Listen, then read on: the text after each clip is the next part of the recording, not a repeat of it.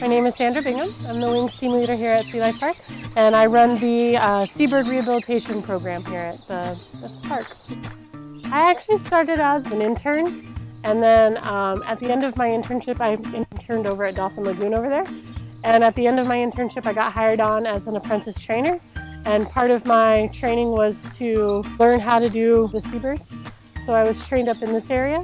In 2008, I was actually asked to take over the department. So they offered me the position, and I've been doing it ever since.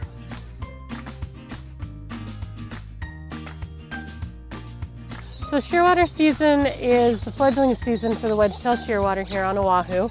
It runs from November to December, usually. They'll start making their first attempts out to the open ocean in early November, and they'll continue to fledge until usually mid-December. They're a nocturnal species, so they're following the moonlight out to the open ocean for their first flight.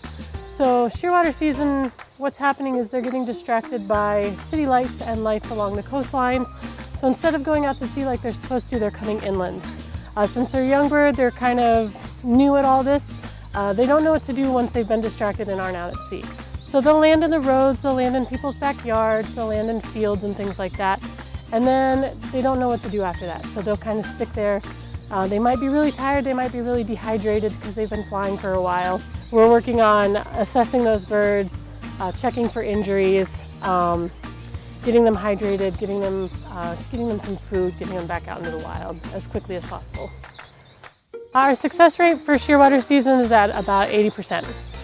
So about 80% of the birds that come in go back out. In the beginning of the season, we'll see 1 or 2 birds coming in per day, and it'll slowly increase until a peak season that lasts about two weeks or so.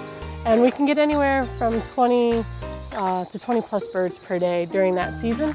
And then usually by mid-December, it's starting to taper off again, and we're back down to 1 or 2 towards the end of the year, and then the season is over. So looking for signs of distress, injuries, splaying their wings out, head down, things like that are things to let you know that you should be bringing them in. If they do find a bird, we do ask that they put them into a ventilated box and bring it down to the park. And our drop-off area is open 24/7, so they can bring them by any time, day or night. We have sheets for them to be able to fill out so they can leave information for the birds.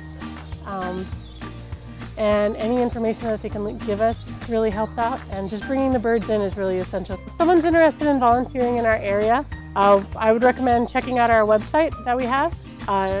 There's a volunteer section located in there, and they can fill out an application to become a volunteer in our seabird rehabilitation program. If they want to just help out during shearwater season, they want to do something to help the birds, shielding any lights that you might have, turning off any outside lights to reduce the light pollution that brings these birds in is always helpful and always appreciated.